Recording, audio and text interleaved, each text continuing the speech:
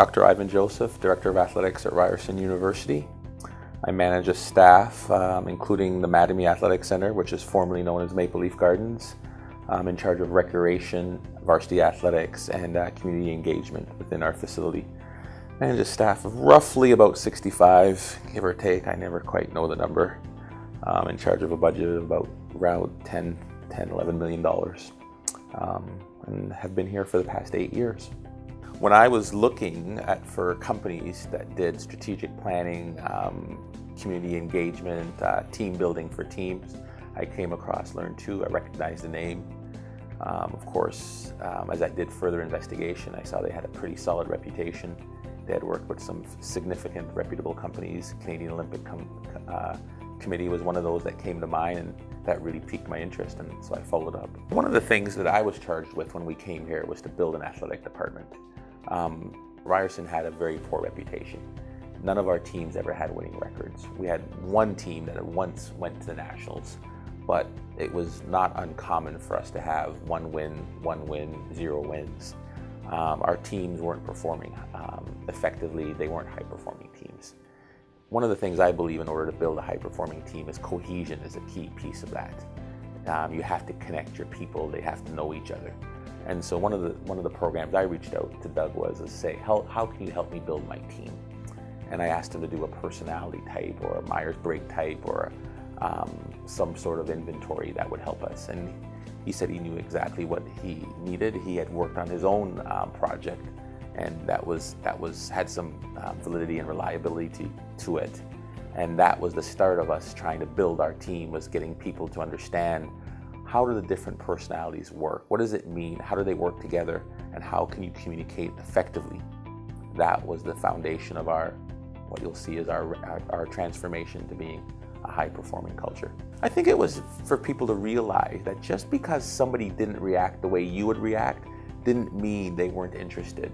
Or, you know what, if I want to talk to this person, this is the way I need to approach this. Or, you know what, just because he doesn't respond to emails right when I send it, you know what, that's okay. He prefers to be communicated to person. It helped facilitate patience and understanding in the communication process. Well, I think there's always many variables that link to a successful piece. What it really did for us was it created a team that understood how everybody worked, which led to more effective processes and systems across the department. You could easily say that was the start of the process. If you were to fast forward 5 years, we have the CIS Coach of the Year. We have the CIS Player of the Year.